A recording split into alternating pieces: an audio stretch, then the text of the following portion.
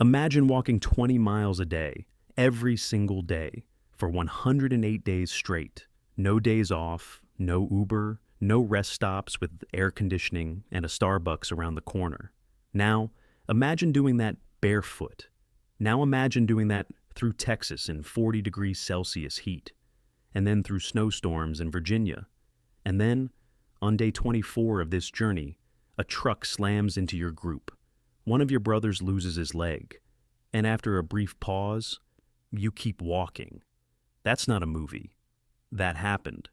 Between October 2025 and February 2026, 19 Buddhist monks from the Theravada tradition walked approximately 3,700 kilometers, about 2,300 miles, from Fort Worth, Texas to Washington, District of Columbia. They called it the Walk for Peace. And somehow, and in the middle of a country tearing itself apart over politics and loneliness, these monks in orange robes became the most watched spiritual event on the American internet. More than 1.3 million people followed their journey on social media. Towns that had never seen a Buddhist monk lined up to greet them. Baptist churches in Alabama opened doors to feed them. Something about this walk hit a nerve, a deep one. This video breaks down the 7 lessons these monks taught America. Lessons most of us desperately need, but rarely hear. If content like this resonates with you, take a second to subscribe. It genuinely helps this channel keep making stuff like this. And honestly, by the end, you might want to stick around anyway. Before we get into the lessons, we need to understand why this walk captured the imagination of millions. Because the timing wasn't accidental, it was almost poetic. The United States in 2025 was not in a good place emotionally. The American Psychological Association released data showing that 62% of adults considered social division a significant source of stress. That stress wasn't just mental. 40% reported chronic fatigue, 39% had persistent headaches, and 42% described constant nervousness and anxiety. Then there's the loneliness. 54% of Americans, more than half the country, reported feeling frequently isolated and lacking meaningful companionship. In the most connected country on Earth, more than half the population felt alone. Meanwhile, at Johns Hopkins Bloomberg School of Public Health, found that roughly 1 in 10 American adults had experienced a mental health crisis in the past year. Moments where thoughts, feelings, or behaviors became uncontrollable. So into this landscape of stress, division, and crisis walked 19 monks. Silently, slowly, one step at a time. People couldn't look away.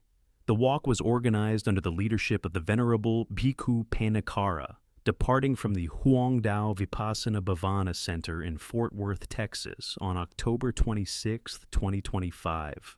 The monks represented several nations within the Theravada Buddhist tradition: Vietnam, Sri Lanka, Cambodia, Thailand, and planned to cross 10 American states on foot. Their routine started between 6:30 and 7 in the morning, covering 32 to 37 kilometers daily. Rain or shine, and blizzard or heat wave. The number 108 wasn't random. In Buddhist cosmology, it represents spiritual completeness. The route passed through state capitals and civil rights landmarks, including the Edmund Pettus Bridge in Selma, Alabama, where the monks offered chants honoring the memory of Bloody Sunday in 1965. Their final destination? The United States Congress, where they presented a petition to recognize Vesak, the Buddhist celebration of the Buddha's birth, enlightenment, and passing, as a federal holiday. Lesson 1. Peace isn't something you find, it's something you unlock. Here's the first thing the monks wanted people to understand, and it's deceptively simple. The Venerable Bhikkhu Panikara kept returning to one metaphor during his talks along the route. He described it like this: every person carries a locked box inside them. Inside that box is peace. Inside that box is happiness. But at some point, we put the box away in a corner and forgot where we left the key. The walk wasn't about bringing peace to the cities they passed through. It was about reminding people that peace was already inside them, already there, just locked up and forgotten. This flips the American script on its head. We're trained to look outward. A better job will fix it. A new relationship. The right politician, the right policy, or the right purchase. Something out there will fill the gap. Nearly 85% of Americans pointed to external obstacles as the reason they couldn't live a full life. But the monks, who were walking barefoot on frozen asphalt and sleeping upright in the cold, looked more at peace than most people do sitting in their heated living rooms. That contrast is the teaching. Emotional stability doesn't depend on comfortable circumstances. You can be serene in a snowstorm. You can be anxious in a mansion. The difference isn't the environment, it's the mind navigating it. The technique they practiced is called Vipassana meditation, which roughly translates to seeing things as they really are. No judgment, no reaction, just observation. You sit with what is, instead of fighting it or running from it. 28% of Americans admitted that mental health challenges were barriers to reaching their goals. The Buddhist response to that isn't dismissive, it's empowering. Your mental health isn't a side effect of success, it's the foundation of it, and you're the only one who can turn that key. Lesson 2. The story of two arrows, and why your second reaction is the real problem. On November 19, 2025, near a town called Dayton in Texas, a truck collided with a monk's escort vehicle. These pictures are from the local newspaper covering Liberty County called The Vindicator. One of them, the Venerable Mahadam Fomasan, suffered injuries so severe he says that his the driver leg had to didn't be see them in amputated. time. Let that sink in. A man on a peaceful walk across America lost his leg. The group paused briefly to ensure medical care was provided, and then they kept going. Weeks later, the Fomasan, now in a wheelchair, rejoined the group in Washington District of Columbia to complete the final stretch. He crossed the finish line with his brothers. This story became the emotional heart of the entire walk, and it illustrates one of the most powerful teachings in all of Buddhism, the parable of the two arrows. Here's the idea. When something terrible happens, an accident, a loss, a betrayal, you're struck by the first arrow. That's the physical pain, the event itself. You can't dodge it. But then most people fire a second arrow at themselves, the mental anguish, the why me, the resentment, the replaying of the event, the catastrophizing, the grief not about what happened, but about the story you tell yourself about what happened. The suffering doesn't come from the first arrow. It comes from your relationship with the second one. What Fomasan demonstrated by returning to the walk, though by completing the journey from a wheelchair, was that it's possible to be struck by the most devastating first arrow imaginable and still choose not to fire the second one. He didn't deny the pain. He didn't pretend it didn't matter. He just didn't let it define the rest of his path. For a country where more than 22% of people with depression or post-traumatic stress disorder report frequent crises, this isn't abstract philosophy. It's a practical survival skill. The technique is called detached observation of pain. You breathe through the discomfort. You notice the negative thoughts as they arise, and you label them as temporary mental events, not truths, not destiny, just weather passing through the mind. That might sound too simple to work. But monks who walked through blizzards and extreme heat for over 3 months would probably tell you, simple doesn't mean easy. Lesson 3. They trained for suffering. The way athletes train for competition. Now, let's be clear about something. The monk's ability to endure wasn't some mystical superpower gifted by the universe. It was trained, systematically, over years. There's a framework in Theravada Buddhism called Dhutanga, 13 ascetic practices originally permitted by the Buddha. The purpose? To shake off mental defilements, attachment to comfort, laziness, the quiet voice that says, "This is too hard, stop." During the walk, 2 monks practiced something called Nesajikanga, the practice of the sitter. It prohibits lying down, at all, including to sleep, These two monks slept and rested only in a seated meditation posture for the entire journey, not a single night in a bed, not a single afternoon nap on the ground. They regenerated their energy through deep states of concentration while sitting upright. The list goes on. The leader, the Venerable Bhikkhu Panikkara, walked barefoot through the entire route, not as a stunt, as a practice to increase proprioception, the body's awareness of its position in space. Every pebble, every crack in the road, every temperature change underfoot became an object of mindful attention. Other traditional Dhutanga practices include eating only one meal per day, wearing robes made from discarded cloth, living exclusively outdoors, and, this one gets intense, meditating in cemeteries to confront the fear of death. Now, before you think this is medieval self-punishment with a spiritual gloss, consider this. A study from Harvard Medical School found that advanced meditation practitioners can raise the temperature of their fingers by up to 17 degrees Fahrenheit using nothing but mental visualization and metabolic control.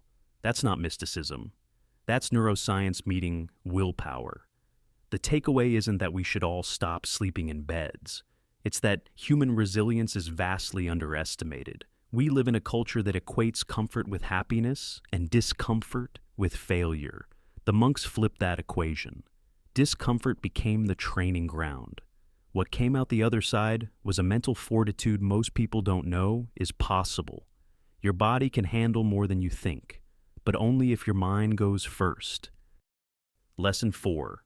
When they were met with hate, they did absolutely nothing.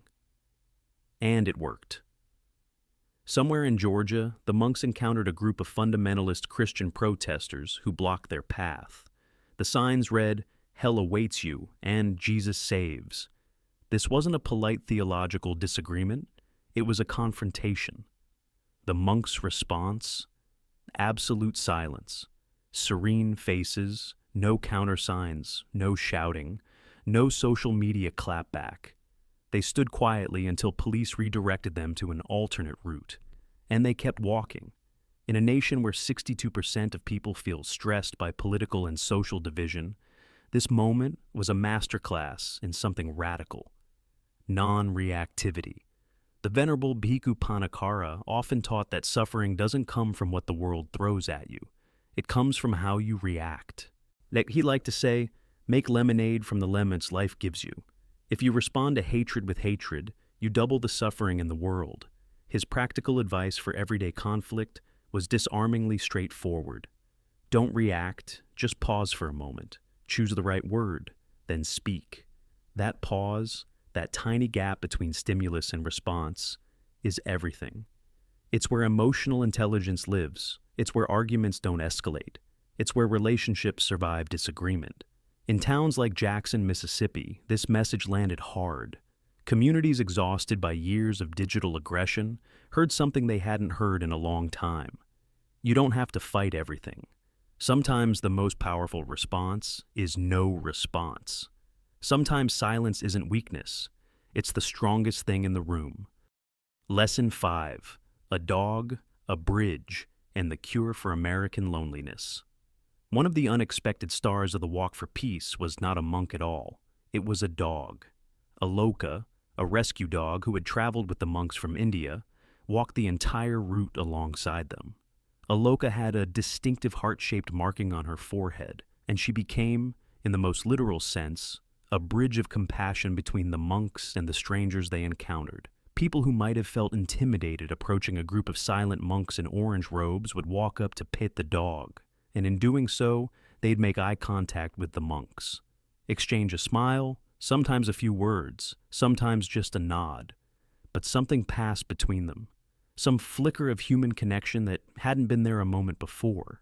This happened over and over, or in towns across the American South, and it revealed something surprising. Underneath the polarization and the isolation, there is an enormous hunger for genuine human connection. In conservative towns in Texas and Alabama, Baptist and Methodist churches opened their doors to Buddhist monks, not because they agreed theologically, because they shared something deeper, basic hospitality, basic humanity. The willingness to say, "You're a stranger and you look tired and cold, so come inside." A man named Jackson Vaughn, a wheelchair user, accompanied the monks for a week through Virginia. He said the experience showed him how connected we really are, a direct contrast to the frantic pursuit of individual independence that, paradoxically, leaves so many Americans feeling completely alone. Remember that statistic. 54% of Americans reporting frequent isolation. The Walk for Peace offered an antidote no app or algorithm can replicate: physical presence, walking together, being in silence together. Turns out, the cure for loneliness might not be more connection. It might be better connection, slower, quieter, face-to-face, with maybe a dog involved. Lesson 6. Put your phone down. Seriously. The monks said so. When the monks reached Washington, District of Columbia, and spoke at the National Cathedral, they offered practical advice that felt almost uncomfortably specific for a modern American audience. One piece of guidance stood above the rest. Please do not touch your phone when you wake up in the morning. That's it. No grand theological statement. No complex meditation instruction. Just don't reach for the screen the second your eyes open. In a country where 69% of adults are stressed about misinformation and 57% feel anxious about the rise of artificial intelligence, the monks' relationship with communication was a stark counterpoint. They practiced what could be called an ethics of speech, a deep belief that words carry weight. And the fewer you use, the more powerful each one becomes. Think about that in the context of modern life. We produce more words in a single day, through texts, emails, social media posts, comments, than a medieval person might have produced in a month. And most of those words? Noise. They don't build anything. They don't heal anything. They just fill the silence that makes us uncomfortable. The monks treated silence as a tool, not an absence, but a presence. Energy conservation for the mind. Monastic silence isn't about having nothing to say. It's about recognizing that not everything needs to be said. Their suggestion for daily life was equally simple. Start each morning with a single intention. Say to yourself, "Today will be my day of peace." That's the mantra. That's the filter. Before the news cycle hits, nor before the group chat explodes, before the algorithm serves you something designed to make you angry, you've already set the tone for your day.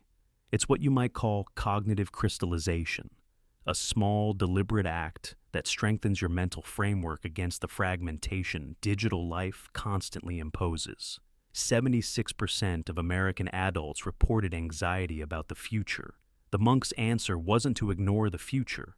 It was to stop living there. Come back to today. Come back to this breath. Lesson 7. The path isn't supposed to be smooth. That's the whole point. The final lesson is maybe the most important and the hardest to accept. The Venerable Bhikkhu Panikkara told his followers throughout the journey, the path to inner peace is not always smooth and flat. It has its obstacles. This isn't motivational poster material. This is lived experience. Over 108 days, the monks dealt with blistered feet, cuts from nails and glass on the road, extreme weather, a catastrophic accident that cost one of their brothers a limb, and the constant challenge of putting one foot in front of the other when everything screams, "Stop." They didn't walk to arrive in Washington. They walked to be peace on every single kilometer of that road. The destination was never the point. The walking was the point. And this distinction matters for a culture obsessed with outcomes. We ask, did you get the promotion? Did you hit the target? Did you finish the marathon? The monks would ask a different question. Who were you while you were walking? 26% of Americans said they doubted they'd ever achieve their dreams. The monastic response isn't to deny that doubt. It's to redefine what achievement looks like. Victory isn't arriving. Victory is the act of continuing. One step, then another, even when the road is sharp, even when the weather is brutal, even when someone you love is hurt. The walk ended on its 108th day, with the monks crossing the chain bridge over the Potomac River into Washington. But they didn't celebrate the end of a trail. They honored the seeds of peace planted in every small town, every highway shoulder, every brief encounter along the way. The journey doesn't end. In Buddhist thought, 108 represents not a finish line, but a cycle, a return, a renewal, a beginning disguised as an ending. So here's what I keep coming back to. 19 monks walked across America. They didn't carry signs about policy.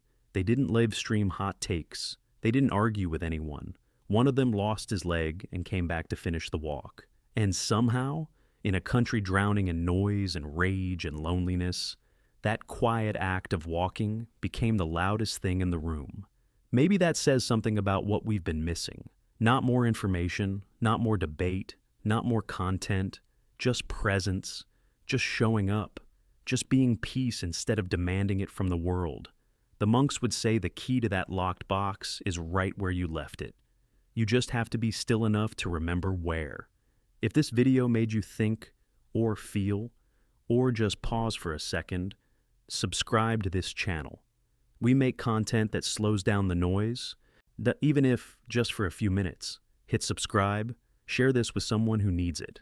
And tomorrow morning, before you reach for your phone, try this. Say to yourself, today will be my day of peace. See what happens.